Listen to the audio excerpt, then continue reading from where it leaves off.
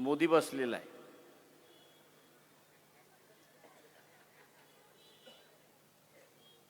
पूर्णपणे मोदी बसलेला आहे.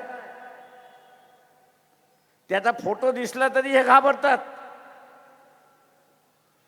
का त्यांनी सांगितलंय माझ्या वाटेला गेलात तर तुमचं सगळं चारित्र्य माझ्या समोर आहे. माझं रेकॉर्ड सगळं आहे तुमच्या चारित्र्याचा.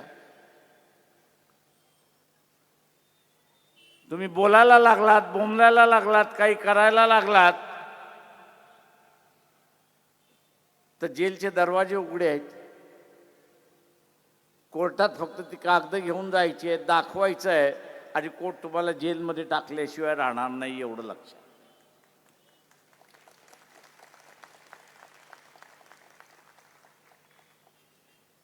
तेव्हा माझ्या विरुद्ध बोलायचं असेल तर जेलमध्ये जाण्याची तयारी ठेवा,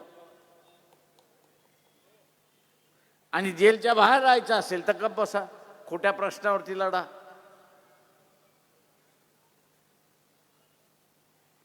आणि म्हणून आज आपण बघत असाल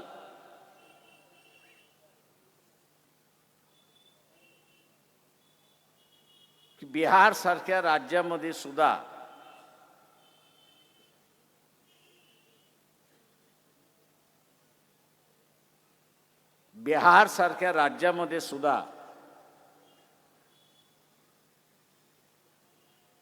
वेगवेगळ्या राज्यातून लोक गेले. गुजरातमधून गेले, महाराष्ट्रातून गेले, पंजाबमधून गेले. कोविडच्या कालावधीमध्ये त्यांच्या पायाला भेगा पडल्या होत्या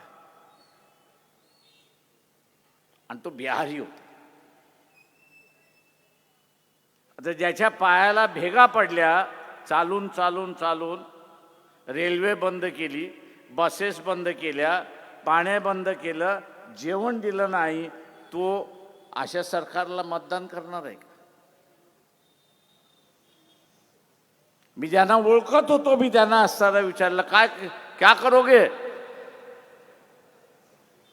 बोले सर हम भूले नहीं कि हम कितने किलोमीटर चल के आए, हम भूले नहीं कि हम कितने किलोमीटर चल के आए. उन्होंने उस वक्त हमको देखा नहीं, अब इनको हम देखने के लिए तैयार नहीं है. ही त्याची भावना,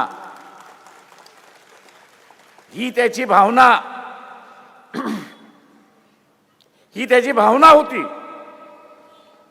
आणि त्याच बिहारमध्ये आपण बघतोय की राजकीय पक्ष हारले आणि भारतीय जनता पक्ष जिंकले. मी तिथेच असणारं म्हणतोय की इथे असणारं इलेक्शनच्या माध्यमातून राजकीय पक्ष संपवण्याचा खेळ चाललाय, शीद करण्याचा खेळ चाललेला आहे.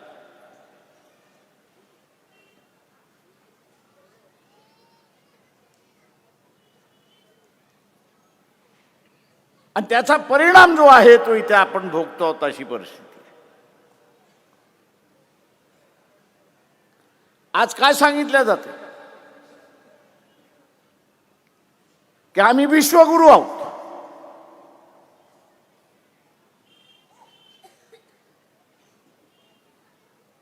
आम्ही असणारे विश्वगुरू आहोत.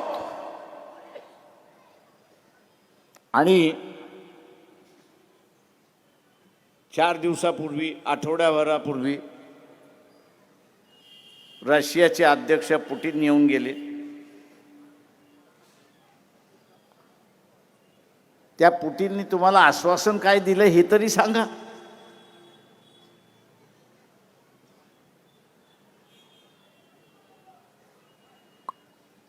त्या पुतिनने करारनामे काय केलेत हे तरी सांगा.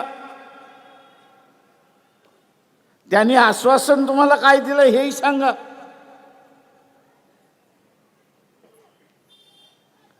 तो आला, 2 दिवस राहिला, विमानात बसला आणि परत गेला. ना पुतिन बोलायला तयार आहे, ना इथे असणारा मोदी बोलायला तयार आहे.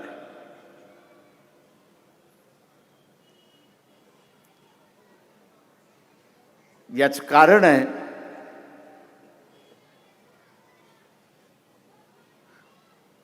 की मोदीच्या कालावधीमध्ये या विश्वगुरूच्या नादामध्ये त्यांनी एकही मित्र ठेवला नाही, अशी असताना परिस्थिती आहे. एकही मित्र ठेवला नाही. सिंधूच्या 4 दिवसाच्या युद्धामध्ये एक राष्ट्र तुमच्या बाजूने उभं राहिलं का झालं?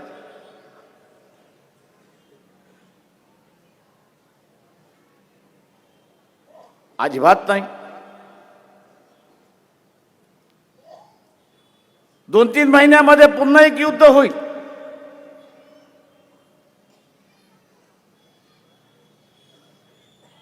नाही असं नाही. आणि तेही पाकिस्तान बरोबरच होईल. पण आज पाकिस्तानला कोण देत आहे? ते इंग्लंड देतोय. हा डोनाल्ड ट्रम्पची भांडायला लागला म्हणून डोनाल्ड ट्रम्प त्याला अस्त्र देतोय. पुतीन येऊन गेला, त्याच्या अगोदर पुतीन म्हटला की आम्ही तुम्हाला अस्त्र शस्त्र देऊ. चायना तर बसलेलाच आहे त्या ठिकाणी शस्त्र घेऊन. म्हणजे एका वेळी 4 जणांशी तुम्ही लढणार आहात हे लक्षात घ्या.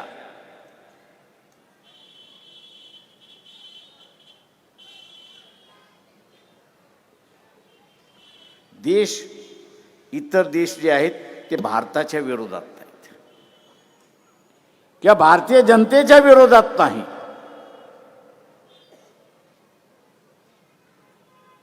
हे जे विश्वगुरूचं नाटक चाललेलं आहे,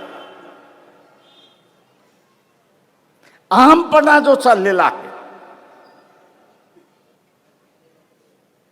माजोरी जी दाखवायला सुरुवात झालेली आहे, त्या माजोरीचा असणारा परिणाम आहे. त्या माजोरीचा असणारा परिणाम आहे की आज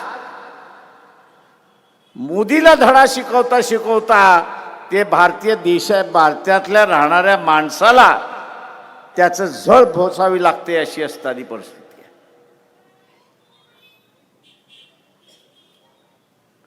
इथला जो सनातनी आहे त्या आव्हान आहे त्यांना.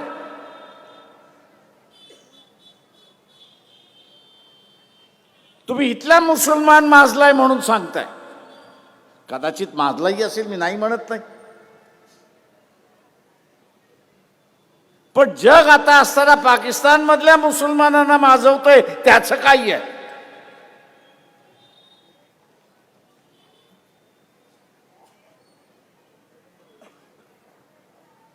आणि त्याचं कारण की आपण नेहमी म्हणतो शेजाऱ्याच्या माध्यमातून काटा काढता आला तर काढला पाहिजे. जगातले सगळे देश जे आहेत ते आता एकत्र येऊन पाकिस्तान मार्फत काटा काढतात, अशी परिस्थिती आहे.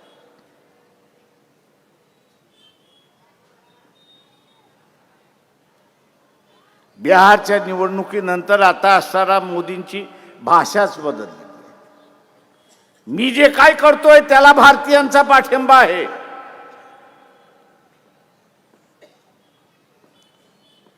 मी जे जगाच्या नेतृत्वाशी भांडतोय, विश्वगुरू होण्यासाठी मी जे असणारा प्रयत्न करतोय त्याला असणारा भारतीयांचा पाठिंबा आहे.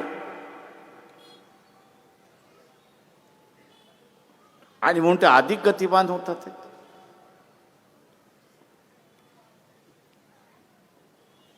एक ऐतिहासिक सत्य आहे की जगामधल्या असणाऱ्या वेगवेगळ्या राज्यांमधली, देशांमधली लोकसंख्या ही कमी व्हायला लागते. आणि भारताची लोकसंख्या ही आहे तेवढीच आहे.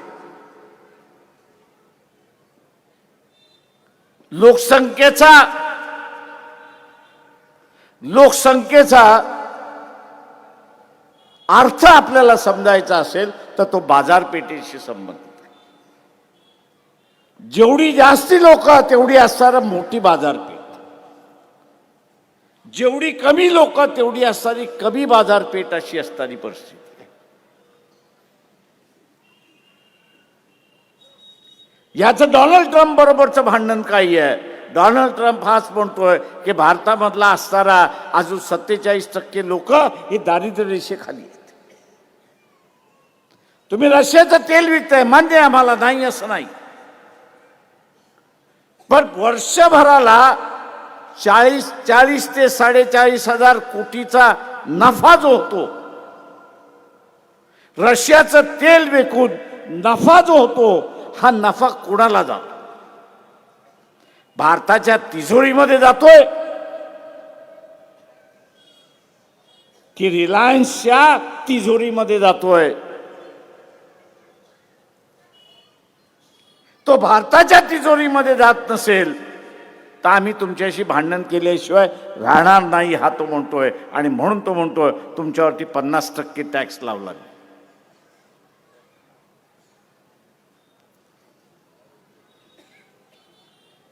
का 44,000 कोटीचा नफा रशियाचं तेल विकून जो होतोय तो भारताच्या तिजोरीत जात नाहीये, तर तो रिलायन्स कंपनीच्या तिजोरीमध्ये जातोय, हे आपण असणारा लक्षात घ्या. गरीब देशाच्या सामान्य माणसाला तुम्हाला असणारा मदत करण्याची संधी असताना ती तुम्ही मदत करत नाही आहात, तर एका भांडवलदाराला अजून गब्बर काढण्याचा जो मोबदला लागलाय तो आम्ही सहन करणार नाही. आता हे भांडण आपल्या फायद्याचं आहे, मोदीच्या विरोधातलं आहे. काय का भारताच्या तिजोरीमध्ये ते 44,000 कोटी आले, तर आज 80 आणि 90 रुपयाचं लिटरचं असणारं जे डिझेल आहे ते 30 आणि 40 रुपयाला आपल्याला मिळालं तर भाव कमी होतील की न होतील? 4 पैसे आपल्या खिशातले वाचतील की न वाचतील?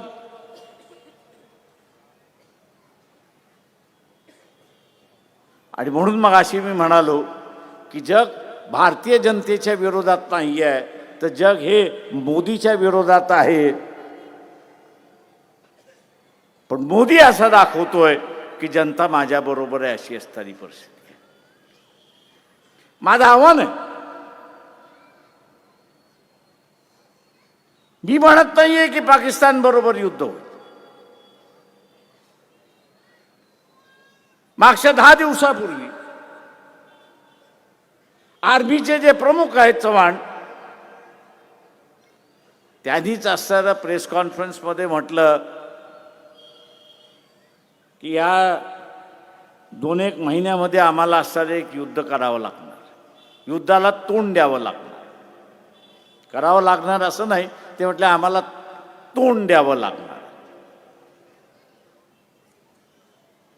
आता हे युद्ध टाळायचं आहे का? भारतीय नागरिकांनी ठरवलं पाहिजे, आणि विशेष करून इथल्या असणाऱ्या सनातन्यांनी ठरवलं पाहिजे की हे युद्ध तुम्हाला थांबवायचं आहे की करायचं आहे, अशी असणारी परिस्थिती आहे. हे युद्ध करायचं आहे की थांबवायचं आहे? थांबवायचं असेल तर आपल्या सगळ्यांच्या हातामध्ये, थांबवायचं असेल तर आपल्या सगळ्यांच्या हातामध्ये हत्यार आहे, हे लक्षात घ्या. मताचं हत्यार आहे. या मताच्या हत्याराने काय दाखवायचं आहे? या मताच्या हत्यारातून काय दाखवायचं आहे? आपल्याला एकच दाखवायचं आहे की आम्ही मोदींबरोबर नाही आहोत, त्यांच्या पक्षाबरोबर नाही आहोत.